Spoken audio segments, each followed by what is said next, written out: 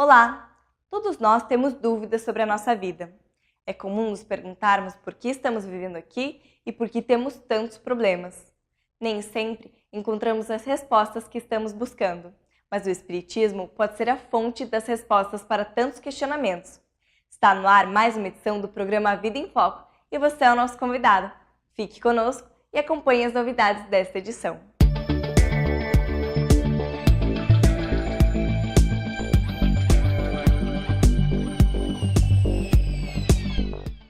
Allan Kardec, o digno codificador do Espiritismo, é um nome de grande relevância, inclusive nos dias atuais.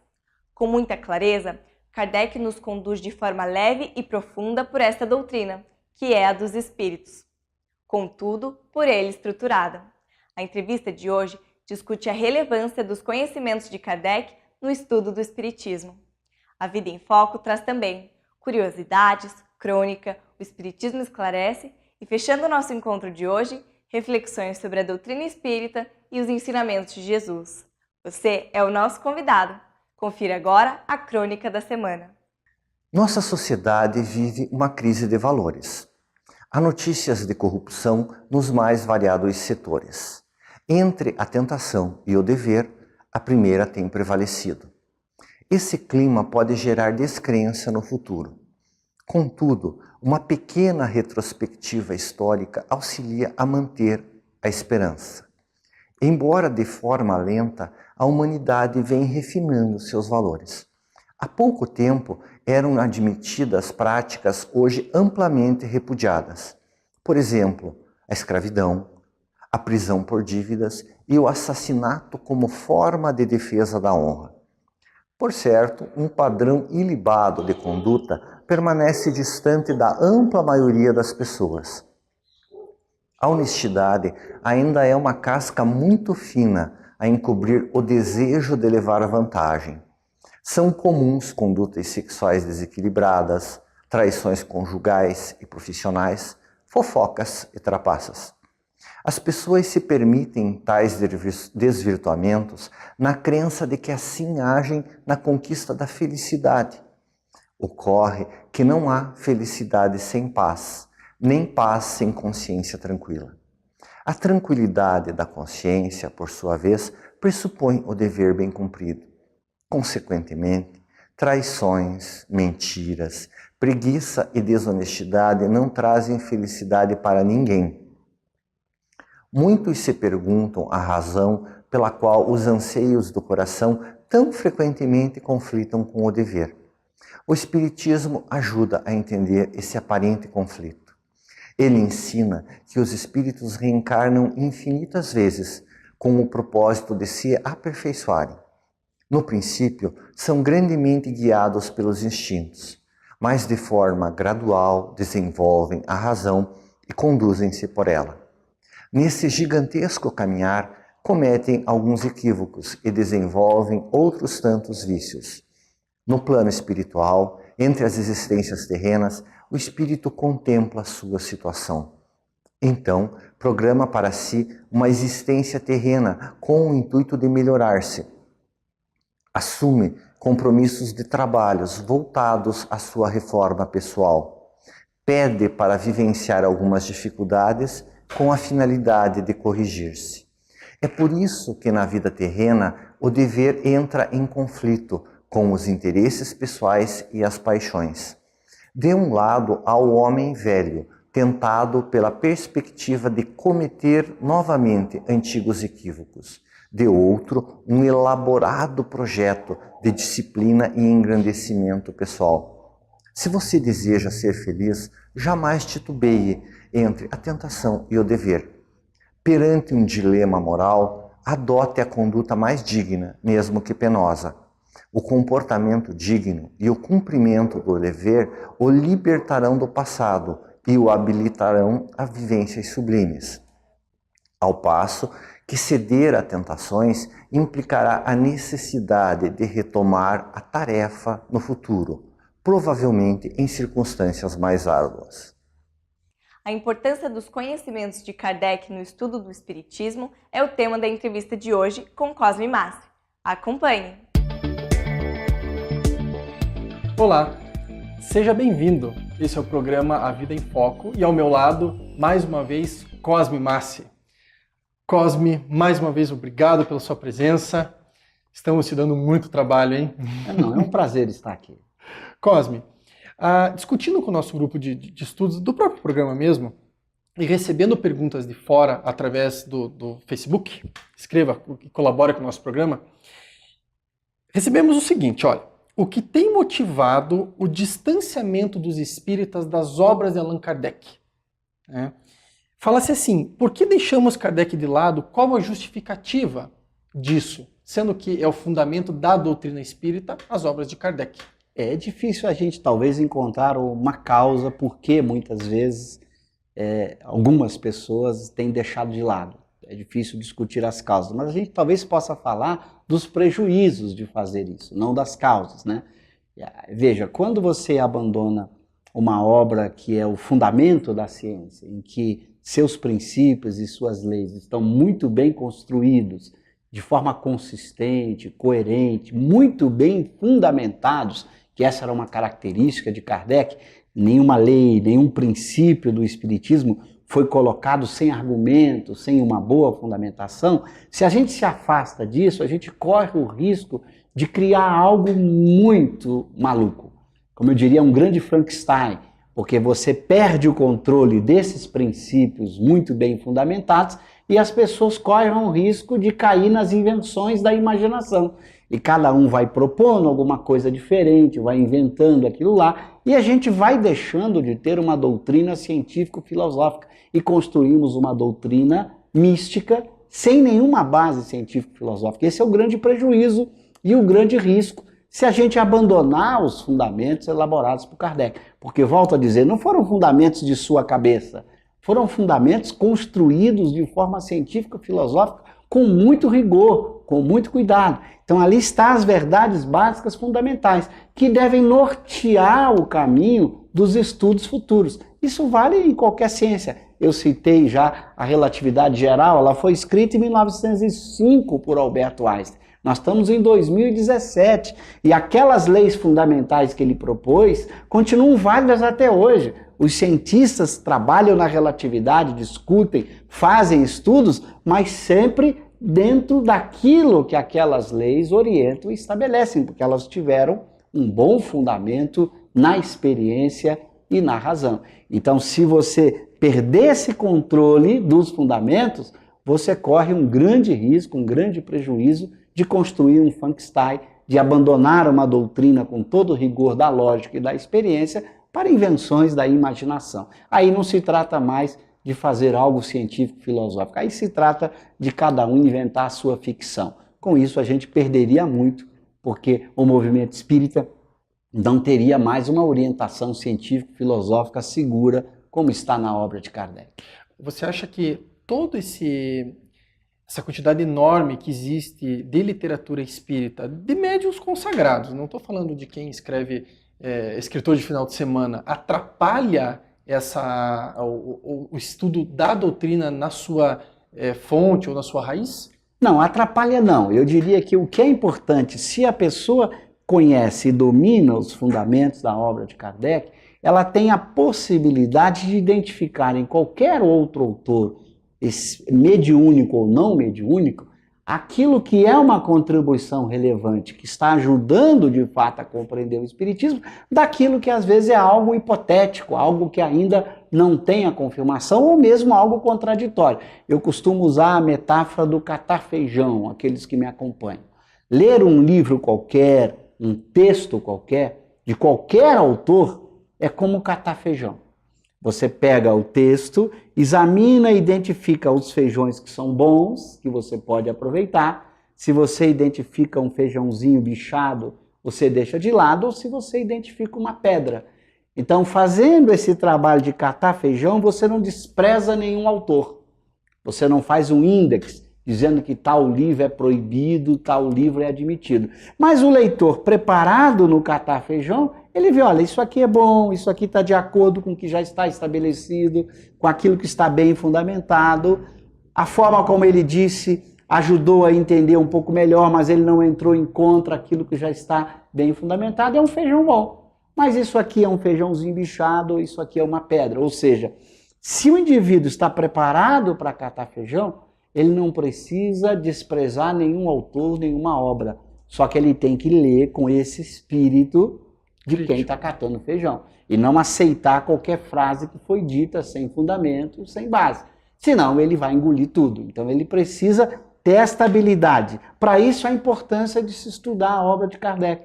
Porque ela vai dar o roteiro para ele saber catar feijão. Isso aqui é um feijão bom, porque está bem fundamentado. Isso aqui é um feijãozinho bichado, isso aqui é uma pedra. Se ele fizer isso, ele aproveita o que é bom em todos os autores, sabendo fazer a separação daquilo que é ruim. Com isso ele aprende lendo diversos autores, ele não se concentra num autor só. E Kardec recomenda mais, ele deve ler inclusive os autores contra, aqueles que defendem propostas contrárias à proposta kardeciana, para que você possa comparar os argumentos e fazer a escolha com conhecimento de causa. Diz Kardec, Espiritismo exige exame. Não é uma doutrina de fé cega, é uma doutrina de fé raciocinada. Então você tem que ler autores diversos, inclusive autores contra a própria proposta. Legal. Bem, aproveitando a tua deixa, eu gostaria de falar justamente sobre essa oposição que Kardec dizia. Na Revista Espírita, inclusive, ele publica críticas que são totalmente contra o que na época se entendia como verdade ou não. Vamos falar um pouquinho sobre a Revista Espírita na próxima parte e falar um pouquinho sobre o IDEAC. Ok? Fique conosco, já retornamos. A Vida em Foco vai para uma breve pausa e logo retornamos com a entrevista. Aguarde!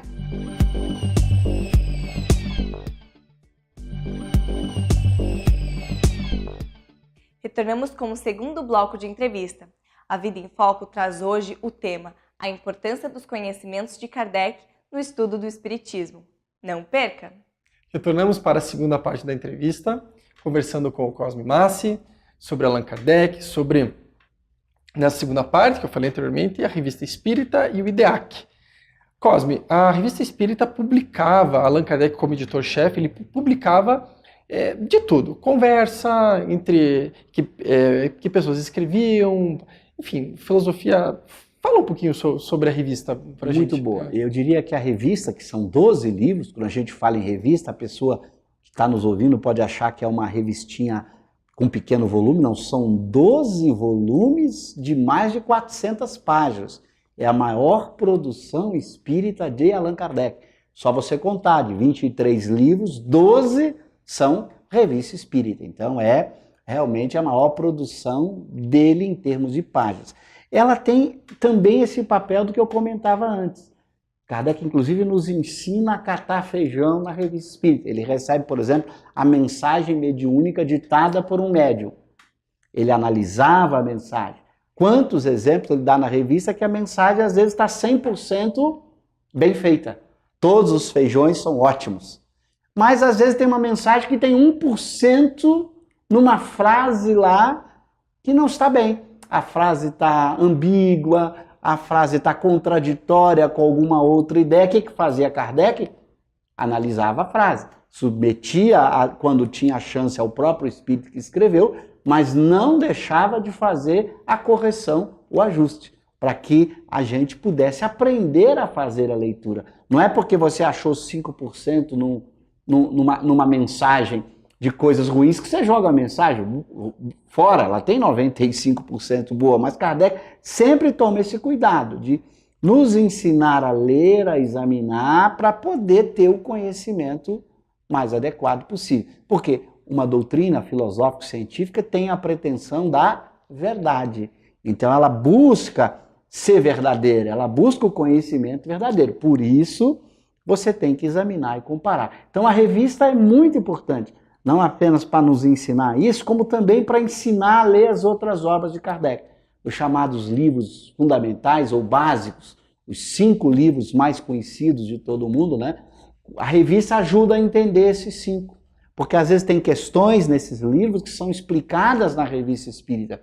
Há temas no livro que são desenvolvidos na revista espírita. Eu diria que além dela fornecer muitas informações para a compreensão da ciência espírita, ela ajuda também a entender os outros livros. Além de tudo que você colocou, ela tem textos do cotidiano, opiniões de pessoas contra o espiritismo, argumentos contra o espiritismo que Kardec rebate. Então é uma obra incrível, porque você consegue ter uma dimensão muito ampla do que foi a produção de Allan Kardec. Cosme, essa revista a gente encontra dentro da Kardecpédia, que por sua vez é vinculado ao IDEAC, certo? Certa vez você comentou comigo que você é um dos conselheiros, um dos colaboradores do IDEAC. Bem, a Kardecpédia nós falamos várias vezes aqui, que é um portal educacional sobre as obras de Kardec. O IDEAC, o que é exatamente? É uma instituição espírita sem fins lucrativos, que nós fomos um dos fundadores, junto com um grupo de amigos. Fundamos na cidade aqui de Curitiba, ela tem sede aqui. Em breve o site estará no ar, mais uns dias, o ideac.com.br, onde as pessoas poderão conhecer os conselheiros, quem é a diretoria, quem é o conselho desse grupo espírita, que passa a ser responsável pelos projetos que nós havíamos construídos. A Kardecpédia, o Kardec Play e outros projetos. Então o objetivo dessa instituição é divulgar o pensamento e a obra de Kardec. Esse é o objetivo número 1, sua função número 1. Se concentrou na publicação de tudo que Kardec escreveu, publicou e tudo que ele leu e comentou. É ter um grande acervo de tudo aquilo que passou pelas mãos de Kardec, de alguma maneira contribuindo assim para que as pessoas conheçam de forma muito rápida e fácil, pela tecnologia da internet, do celular, tudo aquilo que é da produção de Kardec. Você citou Kardec Play? Kardec Play é além do Kardecpédia, que é uma plataforma onde os textos de Kardec estão à disposição, tem o Kardec Play, que é uma plataforma de vídeos explicativos da obra de Kardec. Então, atualmente, são esses dois projetos, além da editora, que produz livros, tem também a produção de vídeos no Kardec Play e a Kardecpédia com as obras de Kardec. Para a gente encerrar, temos 2 minutinhos ainda. Você gostaria de deixar alguma mensagem em relação a método de estudo usando a Kardecpédia? Muito importante. Na Kardecpédia, a gente buscou colocar, primeiro, todas as obras de Kardec à disposição, em 4 idiomas. Então, as pessoas vão poder estudar Kardec em qualquer lugar do mundo por esses 4 idiomas. Na verdade, quando a gente criou aí o IDEAC junto com os amigos, a nossa intenção era ter um projeto que não atendesse apenas o Brasil, mas um projeto mundial. Por isso a Kardecpédia está em 4 idiomas, português, inglês, francês e espanhol. O Kardec Play está em 4 idiomas e tem vídeos ensinando os Kardec legendados em 6 idiomas, além de português, inglês, francês e espanhol, tem italiano e alemão. Então a nossa ideia é ter um projeto de explicar Kardec para o mundo. Lá dentro da Kardecpédia, você pode estudar as obras de Kardec ligadas entre si. Então, se você, por exemplo, estuda uma pergunta do Livro dos Espíritos, ele te remete a outras obras de Kardec, a outros textos que ajudam você a entender aquela pergunta. Então, você tem uma forma de estudo relativamente simples, em que Kardec é a referência, e você pode começar lá pela primeira obra que Kardec recomenda, que é o Espiritismo, que eu citei. A partir do que é o Espiritismo, você vai estudar o Livro dos Espíritos e todas as outras obras ligadas entre si, inclusive com os originais franceses para você baixar. Se você está preocupado em saber se aquela tradução talvez não esteja tão adequada com o francês, você pode comparar traduções dentro da plataforma. Então você pode abrir um texto em português com outro em francês, o mesmo texto em francês, em inglês, em francês, em espanhol. Você pode comparar traduções diferentes e ter os originais em imagem. Na dúvida, se você tem algum questionamento, você pode ainda ter os originais franceses com imagem para você ter certeza de que o texto está de acordo com o que Kardec propôs. Legal. Cosme, meus parabéns pelo seu trabalho, realmente é admirável. Tenho certeza que o nosso mestre está sorrindo para você. Muito obrigado. Eu que agradeço. Muito obrigado. Muito obrigado pela sua audiência e até a próxima. Chegou o momento de você esclarecer as suas dúvidas sobre assuntos do cotidiano através da doutrina espírita. Fique agora com o quadro O Espiritismo Esclarece. Qual a visão espírita da doença? Por que adoecemos? Rafael, o Espiritismo explica que o corpo físico ele é reflexo do perispírito. O envoltório material que circunda o corpo, ou perispírito, ele é resultado das vivências do espírito nesta e nas existências anteriores. Portanto, o corpo é uma manifestação do que se passa no espírito. Seus pensamentos, seus sentimentos, suas vivências. A doença do corpo, portanto, é consequência do que vive e faz o espírito. O que nos leva a uma outra reflexão, que é porque há doenças. As doenças nada mais são do que uma desordem material fruto de uma desordem perispiritual. A doença pode ser uma prova ou uma expiação. Uma prova, quando o doente planeja uma experiência a fim de engrandecer uma virtude, com uma disciplina, com paixão, ou ainda como estímulo a fim de viver um ideal despertado a partir da doença. Pode ser uma expiação, quando o sofrimento lhe é imposto pela providência a fim de estimular a evolução individual para a correção de algum mau comportamento. Nesses casos, se aplica a lei de causa e consequência, onde a doença se manifesta por fruto das escolhas de cada um. Mas a doença não só traz aprendizado ao indivíduo. Não podemos negar que o contexto familiar vive junto também essa experiência. E não poucas vezes é esta a função do quadro doentio: aproximar as pessoas, estimular o cuidado, o carinho, estreitar as relações. Além disso, também tem o contexto social. Uma sociedade deve se importar com seus doentes, deve criar condições que melhorem a qualidade de vida das pessoas. Deve se sentir estimulada a buscar tratamentos mais humanos e precisos. As doenças devem servir para estimular o progresso individual, o progresso da família, que vai sair mais fortalecida nos relacionamentos com valores renovados, e o progresso social, à medida que estimula a qualidade de vida e o bem-estar por conta do estímulo criado. Enfim, a doença tem muitas utilidades se observada num contexto mais amplo. A encarnação tem como objetivo o melhoramento das pessoas e da sociedade. Por isso, as doenças ainda são uma necessidade no nosso contexto atual. Quando conseguimos evoluir o pensamento, a atitude e o sentimento sem a necessidade do sofrimento, a doença talvez não tenha mais a razão de existir. Alberto Almeida nos traz momentos de reflexão com o quadro Espiritualidade em Gotas. Fique conosco! A morte dói? É dolorosa a separação da alma e do corpo? É a questão 154 de O Livro dos Espíritos. Espiritualidade em gotas. Não. O corpo quase sempre experimenta mais dor durante a vida do que no momento da morte. E a resposta segue, falando-nos dessa nossa relação com a morte. A morte quase sempre foi estabelecida como um monstro devorador. Estabeleceu-se a imagem de alguém com uma foice nos aguardando, o que gerou arquetipicamente essa experiência de que morrer é um desastre, como se fôssemos acessar a um tormento sem fim. Em verdade, não é assim. A morte é um portal que põe fim, às vezes, a um longo sofrimento físico, de uma doença terminal ou de uma doença, às vezes, crônica, ou de alguém que está no esgotamento das energias vitais, e ela estabelece-se como um portal através da qual o espírito se desenlaça do corpo, desata os seus vínculos da estrutura corpórea e faz o seu grande voo libertador, posto que o corpo, sim, este sim, é matriz de experiências dolorosas. Viver é tão difícil e por isso muitas vezes se deprime, muitas vezes se esquiva da convivência social, porque implica em relações humanas, estabelecer relações que envolvem decepções, frustrações, agressões, coisas de seres humanos.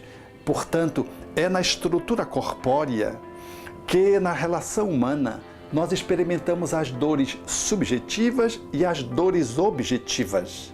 O fenômeno de estabelecer o passamento, ou seja, a transição de um mundo para o outro, o fenômeno da morte, ele é absolutamente indolor, salvo quando alguém precipita essa saída do corpo pela eutanásia, ou pelo suicídio, ou numa atitude de apego desmedido à vida física, não querendo de modo algum largar o corpo. Porque é normal ter o sentimento de autoconservação, de autopreservação, mas o apego ao corpo, às coisas, ao mundo e aos afetos, demasiadamente, dificulta o nosso processo de desenlace corpóreo.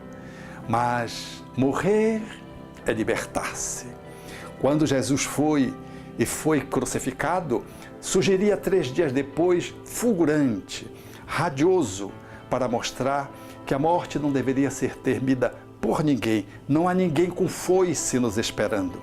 A morte é uma grande janela da vida para a vida, saindo do corpo para a vida imortal, verdadeira e original, de onde nós viemos e para onde nós estamos voltando, que é o mundo dos espíritos, o país da nossa origem e o país para o qual nós inevitavelmente iremos. Portanto, viver o bem deve ser a nossa melhor escolha para que a nossa desencarnação ela possa ser libertadora.